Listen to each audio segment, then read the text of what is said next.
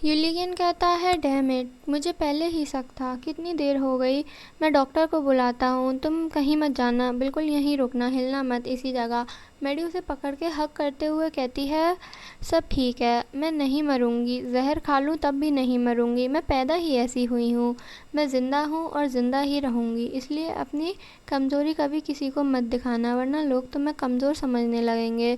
लोग तुम्हें देख रहे हैं, समझ गए ना? मैं सेफली वापस आ जाऊंगी। यूलिकिन सोचता है, रुको, लोग हमें देख रहे हैं इस मूवमेंट पर भी? सही कहा। तभी मैडी स्माइल कर रही है इतनी रेडिएंटली और अपना हाथ बढ़ाता है और उसे किस करते हुए कहता है, समझ गया। बाहर काफ़ी ठंड है तो याद से कोट पहन लेना और जल्दी वापस आना। मैडी फिर गुड बाय और सोचता है, इस बार ये नेचुरल था। मैडी कहती है, इसके कोई दोस्त भी नहीं है क्या? और अचानक मुझे किस क्यों कर दिया? फिर कोई कहता है, मैडी अंदर आ जाओ। वो लड़का कहता है, तुम कुछ बोल क्यों नहीं रही? मुझे लगा तुमने पी रखी है। मैडी कहती है, कोई मेरा पीछा कर रहा था। अगर किसी को तुम्हारे बारे में पता चल गया तो बहुत प्रॉब्लम हो जाएगी। वो लड़का कहता है, क्या कोई तुम्हारा पीछा कर रहा था और तुमने उसे छुड़ाया भी नहीं? तुमने पहले बताया क्यों नहीं? मैडी कहती है, ये सस्पिशियस लगता। अगर कोई बीच सड़क से गायब हो जाता तो अच्छा रहेगा अगर उसे अपना गार्ड डाउन करने दिया जाए। वो लड़का कहता है, बट मैडी, न्यूज़पेपर देखकर तो मेरी हालत ही ख़राब हो गई। तुम्हारी आर्चड्यूक से इंगेजमेंट हो गई? क्या तुम उसे स्कैम करने की कोशिश कर रही हो? क्या क्या ये सही है? क्या तुम्हें यकीन है कि फिर पूरी ज़िंदगी भागना नहीं पड़ेगा? इतना कॉन्फिडेंस? मैडी सोचती है, अरे मैं नॉक्स को तो कुछ समझा ही नहीं पाई। इस लड़के का नाम नॉक्स है। 7 साल पहले मुझे ये सड़क पर मिला था। तब ये सिर्फ 15 साल का दुबला पतला बच्चा था। मैडी कहती है, लगता है तुम्हारी वो गंदी सी कलाई तोड़नी पड़ेगी। और पर्स वापस करके हुए कहती है, अरे माफ़ कीजिए। नॉक्स कहता है, तुम भी तो एक पिक पॉकेट हो। पिक पॉकेट मतलब जेब कतरी। तो तुम मुझे ऐसा ट्रीट क्यों कर रही हो? मैडी कहती है, क्योंकि वो आदमी अपनी बेटी के बर्थडे के लिए गिफ्ट खरीदने जा रहा था।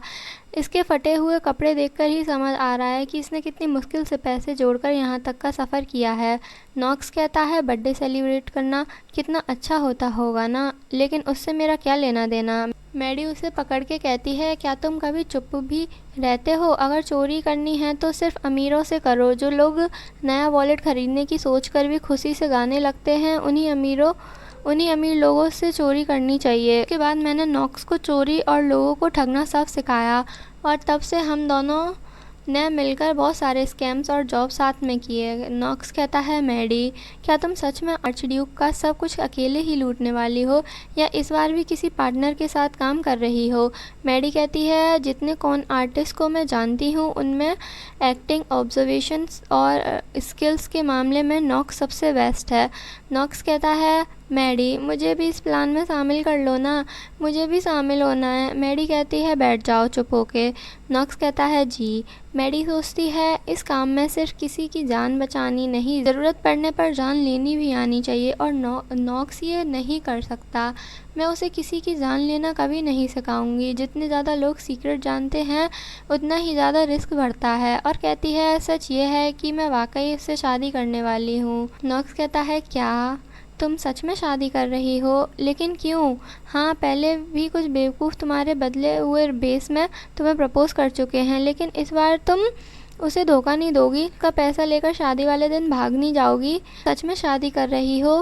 क्यों, सीरियसली? मैडी कहती है, क्योंकि वो मेरी सच्चाई जानकर भी मुझसे प्यार करता है। उसे सुनकर नॉक्स शॉक्ड हो जाता है और कहता है, क्या क्या उसे पता है कि तुम एक पिक पॉकेट हो और तुम लोगों के गंदे काम करती हो और तुम एक कौन भी हो? मैडी कहती है, मैं श्योर नहीं हूँ, शायद उसे मेरी ज़्यादातर सच्चाइयाँ पहले से ही पता हैं। कम से कम इतना तो वो जानता ही है कि मेरे साथ नाम जोड़ना कितना मुश्किल है। और सोचती है, और टेक्निकली मैंने उससे झूठ भी नहीं बोला। नॉक्स कहता है, मैडी, तुम खुद को कुछ ज़्यादा इम्पोर्टेंस नहीं दे रही हो? लोग तुमसे दूर रहना मुश्किल नहीं समझते, बल्कि कोई पास ही नहीं आता। मैडी कहती है, क्या बोला तुमने छोटे?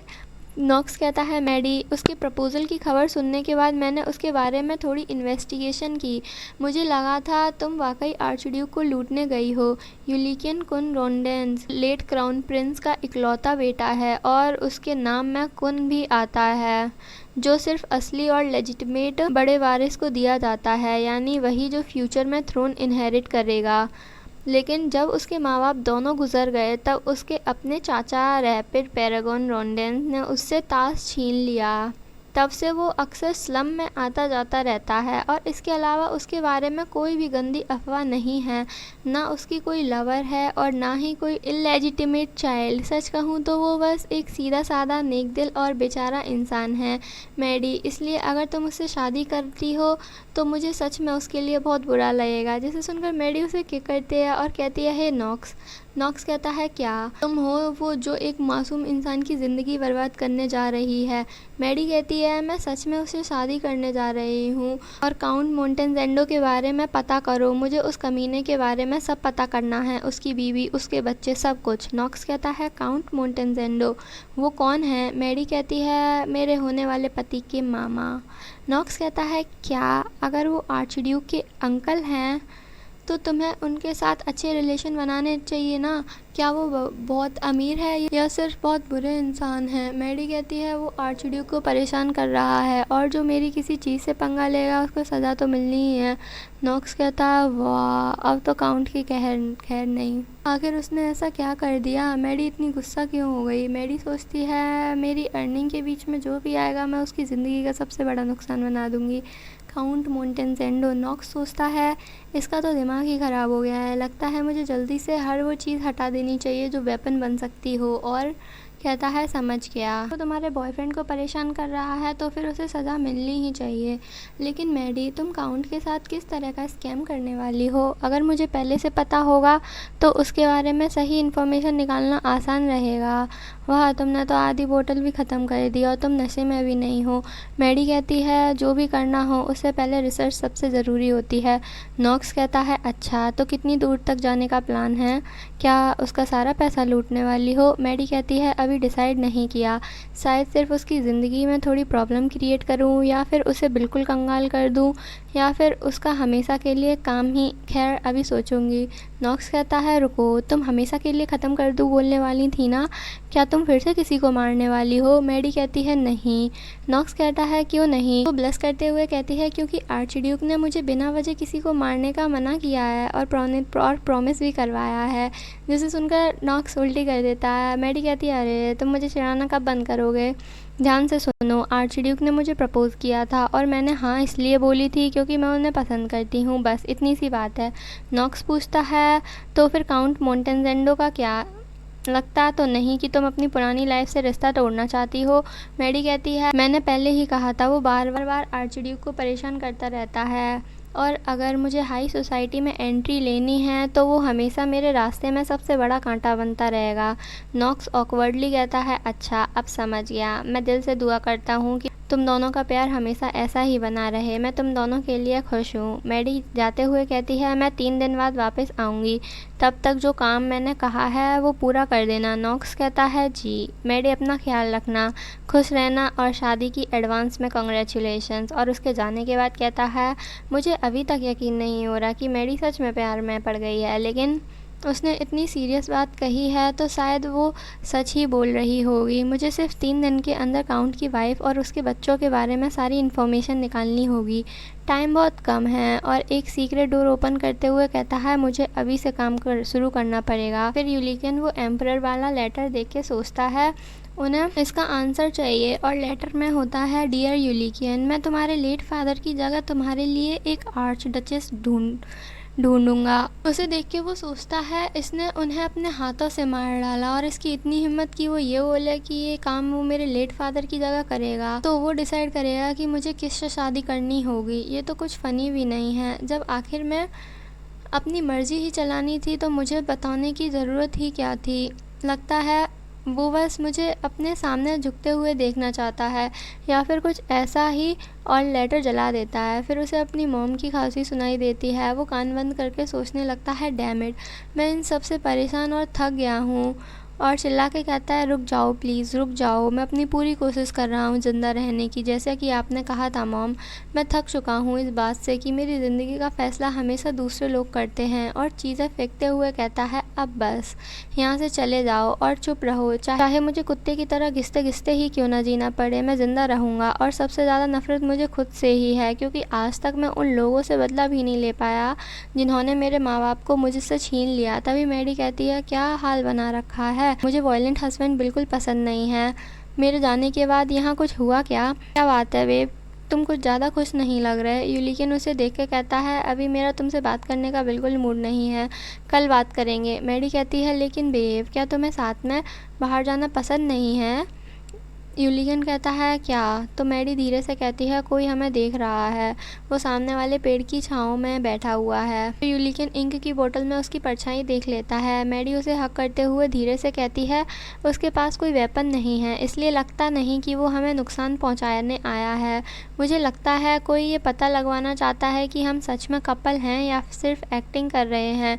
यूलिगन सोचता है, क्या उसे एम्परर ने भेजा है? मैडी उससे कहती है, ओह, अगर ऐसा है तो उसे शक हो सकता है, इसलिए थोड़ा रिलैक्स करो बेब और मुस्कुराओ, हमें दिखाना होगा कि हम एक दूसरे से कितना प्यार करते हैं। और उसे पकड़ के उसे किस करती है, फिर कहती है, चाहे तुम मुझे पसंद ना भी करते हो, थोड़ी देर के लिए एडजस्ट कर लो, मुझे भी ये सब करने का कोई शौक नहीं है। यूलिकन सोचता है, इसका टच अफेक्शन से भरा हुआ है, बट इसके पीछे कोई सच नहीं है, और उसे पकड़ के कहता है, हम इसे करने वाले हैं, चलो अभी करते हैं, मुझे कोई दिक्कत नहीं तुम्हें किस करने में। मैडी स्माइल करते हुए कहती है, ठीक है फिर दोनों किस करने लगते हैं। यूलिकन सोचता है, सब ठीक है, मैं नहीं मरूंगा। मैडी के सॉफ्ट होठों का एहसास धीरे धीरे मेरी यादों में माँ की खांसी की आवाज़ की जगह लेने लगा है। मैं ज़िंदा हूँ और ज़िंदा ही रहूँगा। और उसकी वो बात बार बार मेरे दिमाग में गूंज रही थी, आज के बाद अगर कोई तुम्हें मारने की कोशिश करेगा तो मैं उसका काम चुपचाप तमाम कर दूँगी,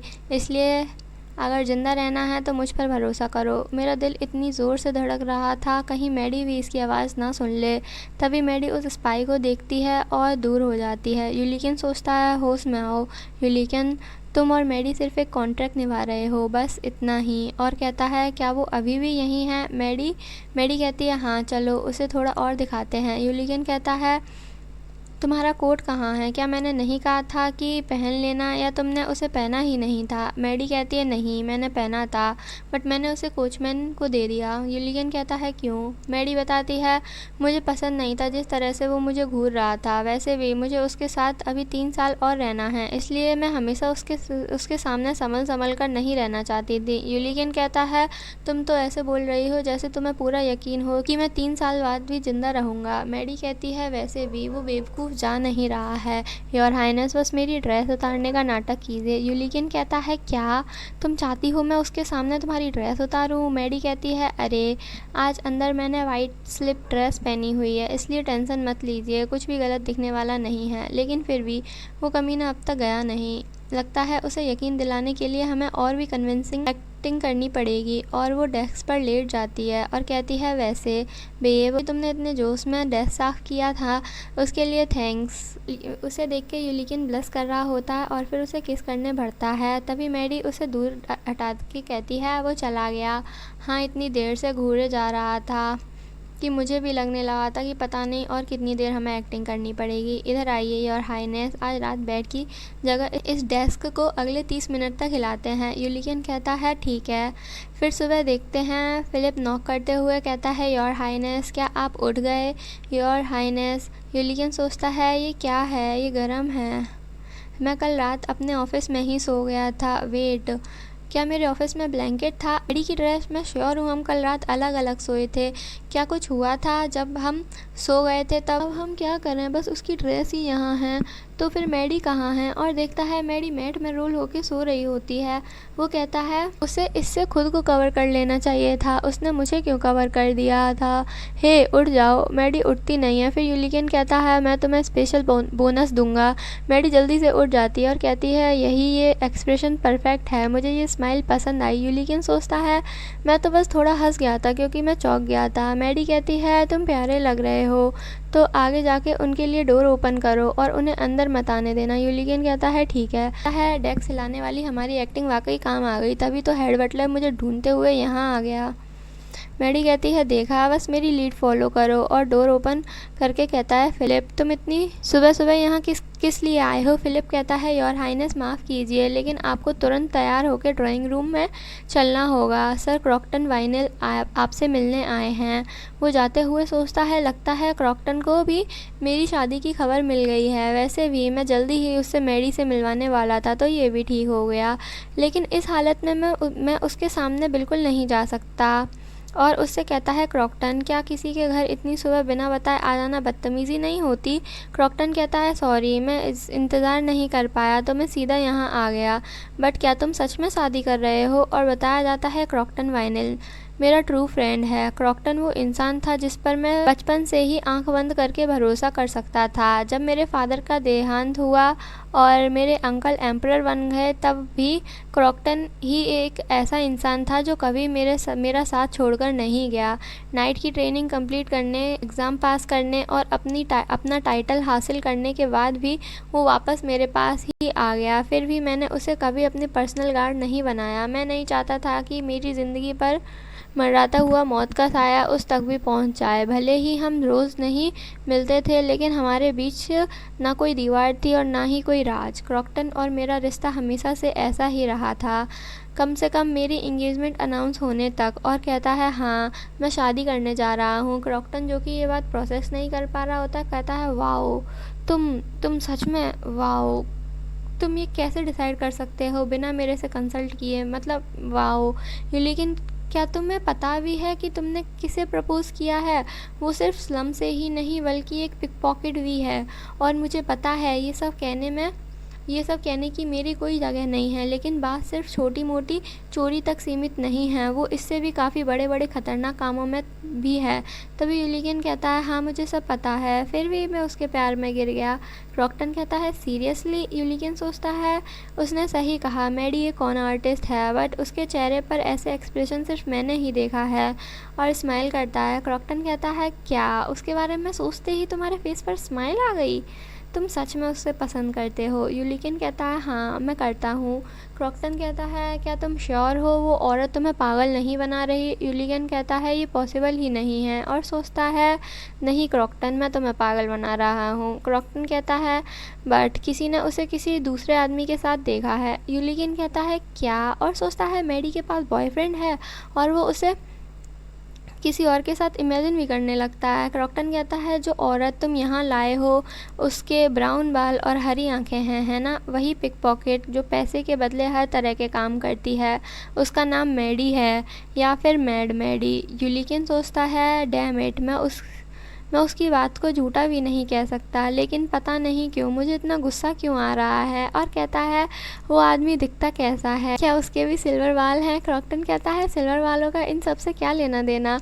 यूलिगन चिल्लाते हुए कहता है क्योंकि मैडी ने कहा था कि उसे सिल्वर हेयर और ब्लू आई वाले मर्द पसंद हैं। उसने खुद कहा था कि उसे मेरे बाल और मेरा चेहरा बहुत पसंद है। क्रॉकटन कहता है अरे तुम्हारा दिमाग सच में ख़राब हो गया है क्या। यूलिगन कहता है हाँ बिल्कुल ख़राब हो गया है, आखिर वो मेरे साथ धोखा कैसे कर सकती है, और मेरा क्या, उसने खुद प्रॉमिस किया था, उसने कहा था कि मैं ही उसका आइडियल टाइप हूँ। क्रॉकटन कहता है एग्जैक्टली, तुम्हें पागल बनाया गया है और अपेरेंटली वो उसके साथ रह भी रही है। एक्चुअली ये मैं श्योर नहीं हूँ, बट किसी ने उसे उसके साथ ड्रिंक करते हुए देखा था। सुनने में आया है कि वो एक ही आदमी के साथ अलग अलग पब्स में घूमती रहती है, जैसे लिस्ट बना कर एक जगह कर रही हो। यूलिगन सोचता है तो मतलब मैडी का सच में कोई लवर है। मैं जानता हूँ हमारा रिश्ता सिर्फ एक बिजनेस कॉन्ट्रैक्ट है, इसलिए टेक्निकली ये मुमकिन है, लेकिन फिर भी जब हमारी ऑफिशियल एंगेजमेंट हो चुकी है तो उसका अपने लवर के साथ इतना ओपनली घूमना गलत नहीं है क्या। और आग में जलते हुए कहता है वो आदमी है कौन? मैं तो उसे अपने अंकल से भी मिलवा चुका हूँ। एम्परर को भी हमारी एंगेजमेंट के बारे में पता है, फिर वो मेरे होते हुए किसी और आदमी से कैसे मिल सकती है? क्या उसने अपने आइडियल टाइप के बारे में भी झूठ बोला था? लॉजिकली सोचो तो उस बात पर झूठ बोलने की कोई वजह नहीं थी। क्रॉकटन कहता है पहले एक गिलास पानी पियो और थोड़ा शांत हो जाओ। ह्यूलिगन कहता है बताओ तो सही, वो कमीना दिखता कैसा है? क्रॉकटन कहता है सुनने में आया है वो उससे सिर्फ रात को मिलती हैं। आंखों का रंग तो पता नहीं, लेकिन वो लंबा सा जवान लड़का है जिसके ब्राउन बाल और उसमें ऑरेंज हाइलाइट्स हैं। ह्यूलिगन कहता है ब्राउन और ऑरेंज बाल, ये तो सिल्वर से बिल्कुल भी अलग हैं। क्रॉकटन सोचता है मुझे लग रहा है इस स्पीड से तो यूलिकियन सच में उस बेचारे सीक्रेट लवर का मर्डर कर देगा, और कहता है यूलिकियन मेरे दोस्त खुश हो जाओ कि उसके सिल्वर बाल नहीं हैं। अगर उसके भी तुम्हारे जैसे सिल्वर हेयर और ब्लू आइज होती तो इसका मतलब होता मैडी किसी भी सिल्वर हेयर आदमी से प्यार कर लेती, इसलिए पहले बैठ जाओ। यूलिकियन कहता है हाँ शायद तुम सही कह रहे हो, और सोचता है लेकिन फिर भी मुझे यकीन नहीं हो रहा कि उसने अपने आइडियल टाइप के बारे में भी झूठ बोला। मैं जितनी बार भी उसके बारे में सोचता हूँ उतनी ही कम उस पर भरोसा कर पाता हूँ।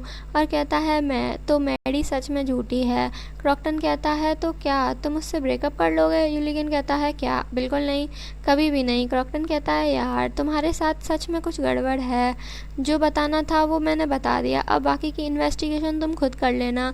मुझे वो लड़की बहुत सस्पिशियस लगती है। यूलिगन कहता है लेकिन वो वही औरत है जिससे मैं प्यार करता हूँ, मैं चाहता हूँ तुम उस पर भरोसा करो। क्रॉकटन कहता है फिर भी उसका कोई और लवर है? यूलिगन कहता है मैडी आखिर में मुझे ही चूज़ करेगी, और सोचता है चाहे सिर्फ एक्टिंग ही सही। क्रॉकटन कहता है वैसे एस्ट्रिड का क्या? तुमने उस औरत को एस्ट्रिड के बारे में बता दिया? यूलिगन गुस्से में कहता है मैंने तुमसे कहा था ना मेरे सामने ये नाम दोबारा मत लेना। क्रॉकटन कहता है ये बहुत इम्पोर्टेंट बात है, तुम इसे हमेशा के लिए छुपा नहीं सकते, चाहे तुम जिससे भी शादी करो एक ना एक दिन उसे सच बताना ही पड़ेगा।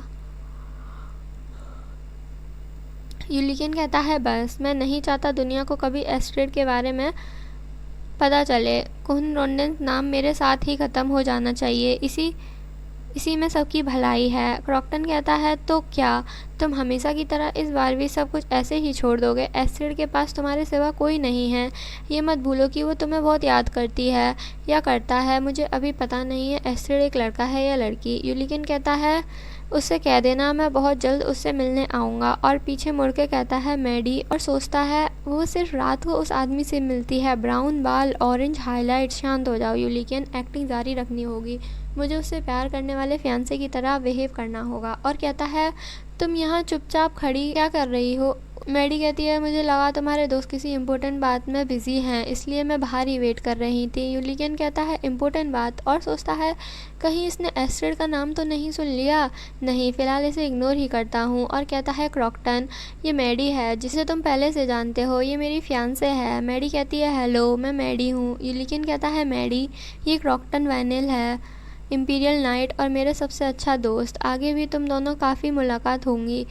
क्रॉकटन कहता है मुझे नहीं पता लेकिन देखते हैं, वैसे मेरा मन है कि जो इंसान अपनी औकात जानता है वो आखिर में वहीं लौट जाता है जहाँ उसकी जगह होती है। मैडी कहती है तुम खुद को इनका बेस्ट फ्रेंड कहते हो, लेकिन इनके सच्चे प्यार को देखकर भी इतनी डिसरेस्पेक्टफुल बात कर रहे हो, क्या तुम्हें लगता है दोस्ती प्यार से ज़्यादा इम्पोर्टेंट होती है? सर क्रॉकटन क्या आप योर हाइनेस को किस कर सकते हो? क्योंकि मैं कर सकती हूँ। क्रॉकटन कहता है तुम्हारा नाम मैडी है ना, तुम्हारे मैनर देखकर ही समझ आ रहा है कि तुम्हें परवरिश अच्छी नहीं हुई है।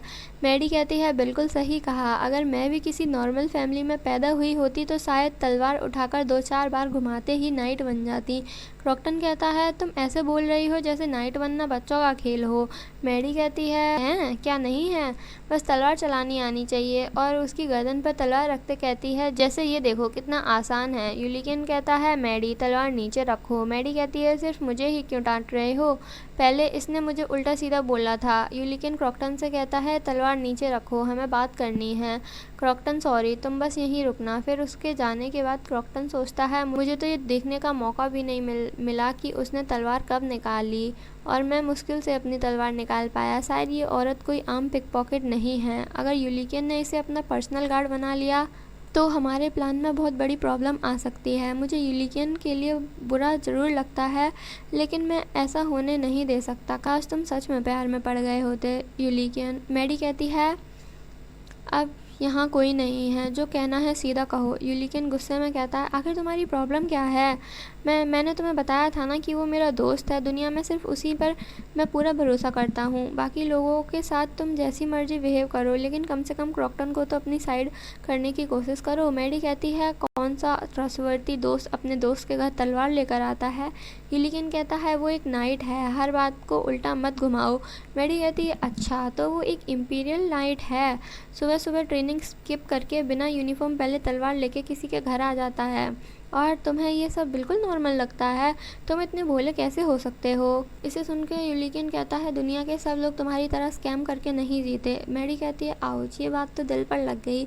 हाँ, सही कह रहे हो, मैं झूठ से भरी हुई हूँ। शायद मेरे बारे में सिर्फ एक ही बात सच है कि मैं झूठी हूँ। यूलियन कहता है, मैडी, अपनी पर्सनल लाइफ को कंट्रोल में रखो। अगले 3 साल तुम्हें आर्चडचेस बनकर रहना है। अगर हमारा कॉन्ट्रैक्ट किसी को भी पता चल गया तो सब कुछ ख़त्म हो जाएगा, समझी? मुझे फ़र्क नहीं पड़ता तुम्हारा कोई सीक्रेट लवर है या नहीं, बस पकड़ी मत जाना। मैडी कहती है, क्या? यूलियन कहता है, मैं उस ब्राउन हेयर और ऑरेंज वाले लड़के के बारे में बात कर रहा हूँ। नॉक्स कहता है, हम दोनों कभी लवर नहीं हो सकते। और मैडी कहती है, ओह, उसकी बात कर रहे हो? यूलियन कहता है, क्या मतलब उसकी? मतलब और भी हैं। ये सुन के मैडी स्माइल करती है और उसे मारते हुए कहती है, ओह बेब, तुम कितने स्टूपिड हो। यूलियन कहता है, अरे मुझे मारा क्यों, और मैं स्टूपिड कैसे हुआ? मैडी कहती है, क्योंकि तुम प्यार में इतने पागल हो चुके हो कि कुछ समझ नहीं पा रहे हो, और वहाँ से भाग जाती है। यूलियन कहता है, रुको, कहाँ जा रही हो? और सोचता है, ये पागल औरत। और मैडी घोड़ा लेके चली जाती है। यूलियन उसे देख के सोचता है, इसने फिर मुझसे झूठ बोला, तो इसे घुड़सवारी भी आती है। मैडी कहती, अच्छा, अब वक्त आ गया है मेरे बेब की विश पूरी करने का और इन सब कमीनों को सबक सिखाने का, जो हमारे बारे में अफवाहें उड़ा रहे हैं। और जाते हुए सोचती है, मेरी पूरी लाइफ में से वही एक पर्सन था जिसे मैंने खुद को फॉलो करने दिया था। उसने मेरे बारे में स्लम में पूछा होगा, और वहाँ किसी ने भी नहीं कहा होगा कि मैं और नॉक्स लवर हैं। तो या तो क्रॉकटन वाइनल को गलत इन्फॉर्मेशन मिली है, या उसने ही उस आदमी को मेरा पीछा करने भेजा था। कुछ भी हो, लेकिन अभी मुझे वो बहुत सस्पिशियस लग रहा है। और याद करती है, क्रॉकटन ने कहा था कि तुम एस्ट्रिड का क्या करोगे? क्या तुमने उस औरत को बताया उसके बारे में? मैडी कहती है, एस्ट्रिड? हाँ, मेरे वेव की विश पूरी करने से पहले शायद मुझे उसके फ्रेंड का सीक्रेट के बारे में पता करना होगा। और ये पार्ट यहीं पे ख़त्म होता है। मिलते हैं नेक्स्ट पार्ट में, तब तक के लिए bye bye, thanks for watching.